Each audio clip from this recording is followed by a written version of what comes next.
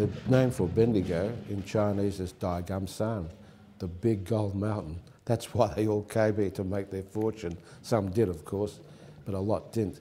And when you think about a big gold mountain, what attraction it must be to people in the villages of Guangdong province.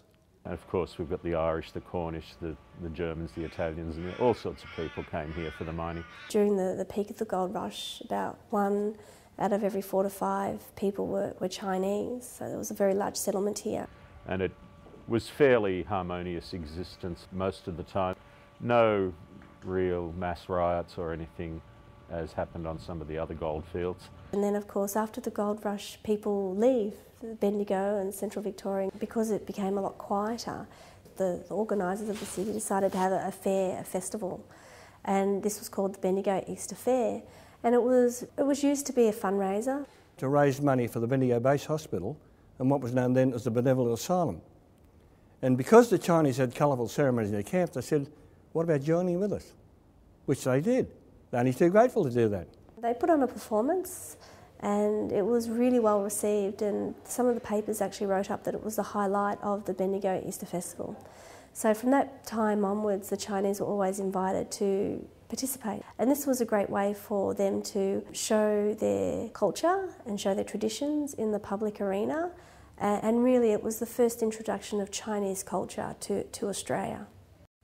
The Chinese community in 1882 decided that if they're going to raise money for charity, then they should do it on a grand scale. And there was actually an advert in the local paper, and it was asking for any groups in the Bendigo region to help promote and make the Easter Festival parade bigger and better.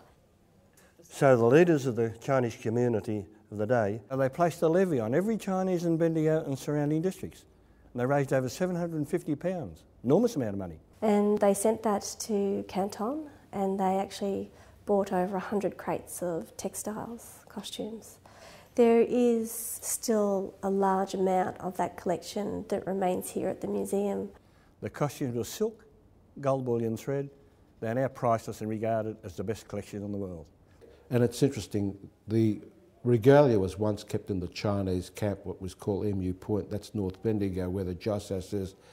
And back in 1913, there was a major fire there.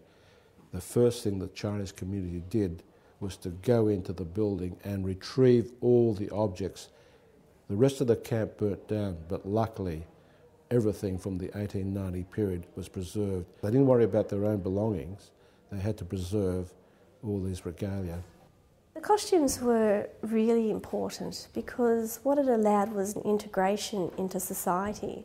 It's really quite amazing when you look back at the photographic collection and you see these Europeans and they're in their Sunday best and they're there to watch the awakening of the dragon.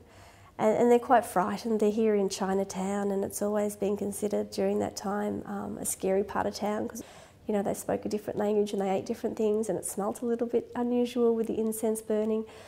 And you see them in their Sunday best and they're sitting there smiling and they're enjoying the entertainment. It shows that they obviously respected it, they admired it, and they turned up in their hundreds, and now they turn up in their thousands, tens of thousands, to actually see the Chinese culture here in Bendigo.